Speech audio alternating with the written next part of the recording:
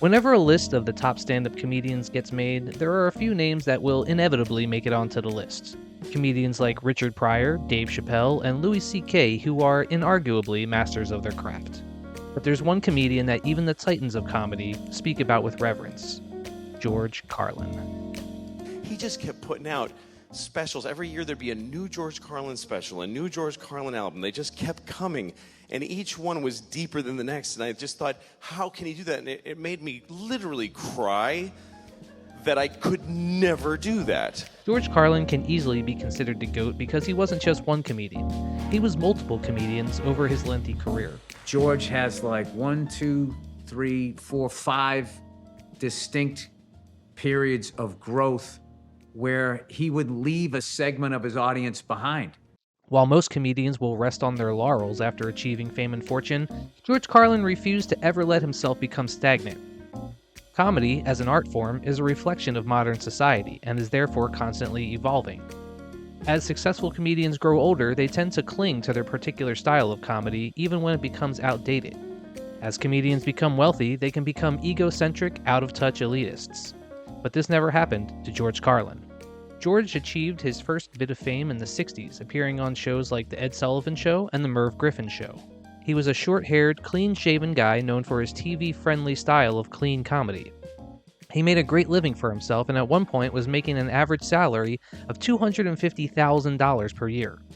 But that all changed when George took acid for the first time in the late 60s and realized he wasn't being true to himself. He began to feel like a corporate hack and feared that he wasn't able to truly express himself. Carlin began to embrace a new counterculture style of comedy that seems laughably tame by today's standards, but at the time was considered vulgar by his corporate overlords. This led to Carlin losing his most lucrative jobs, and he began to tour the more liberal college circuit. Carlin endured a nearly 80% pay cut, but for the first time, he felt he could finally do the material he wanted to do. Throughout the 70s, Carlin's career flourished once more. In 1972, he released 2 albums. The first was an album called FM and AM. The A-side consisted of his older, clean material that he was famous for, while the B-side contained his new and more taboo material. That year, FM and AM won a Grammy for Best Comedy Album. Later that year, Carlin released another album, Class Clown, which contained the infamous 7 words you can't say on television routine. All I could think of was shit, piss, fuck, cunt, cocksucker, motherfucker, and tits, huh? Not only did this routine solidify him as a 70s counterculture icon, but he was even arrested multiple times for performing it live. And they arrested me for disorderly conduct, profanity. This routine even resulted in a court case between the FCC and a New York radio station that went all the way to the Supreme Court. In 1975, George Carlin hosted the very first episode of Saturday Night Live. In the 80s, George Carlin remained a celebrity. He released 4 HBO specials in 6 years and gained an even larger mainstream following. But some comedians and fans began to feel he had become irrelevant. Cheech Marin, he says George Carlin is obsolete. He's obsolete. So I say to myself, I'm going to make these people pay by getting better and learning how to really be a fucking artist. Carlin had come to be known for his observational and semantics-based style of comedy. But a new batch of edgier 80s comedians like Sam Kinison and Bill Hicks made Carlin's material appear outdated by contrast. But instead of digging in his heels, Carlin took this criticism to heart and decided to reinvent himself once again. By the end of the 80s, Carlin began to take on a darker, more nihilistic tone. When he released his 1988 special, What Am I Doing in New Jersey?, it sent shockwaves through the comedy community. And George Carlin came out Hello, hiya, thank you. with like a howitzer. It was like, who is this guy? While it contained a lot of goofy Carlin-style humor that appealed to the mainstream, he also went on tirades about topics like the Reagan administration, freedom of speech, the Catholic Church, and American hypocrisy. By the end of that special, it was clear that George Carlin was back and he was once again off the leash. Between 1990 and 2008, Carlin released 7 more HBO specials, including Doin' It Again, Jammin' in New York, Back in Town, You Are All Diseased, Complaints and Grievances, Life is Worth Losing, and It's Bad for You.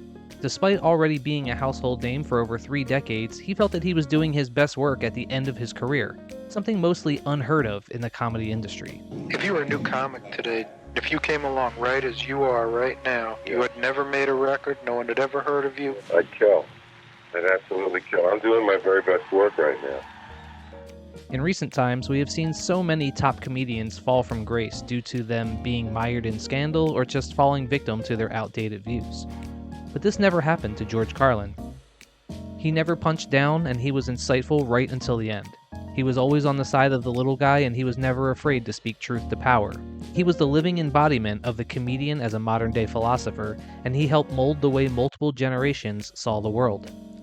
Some of his comedy bits are legendary, and the fiery political material of his later years is arguably more relevant today than it was 20 years ago. They want obedient workers. Obedient workers. People who are just smart enough to run the machines and do the paperwork, and just dumb enough to passively accept all these increasingly shittier jobs with the lower pay, the longer hours, the reduced benefits, the end of overtime, and the vanishing pension that disappears the minute you go to collect it. And now they're coming for your Social Security money. They want your fucking retirement money. They want it back so they can give it to their criminal friends on Wall Street.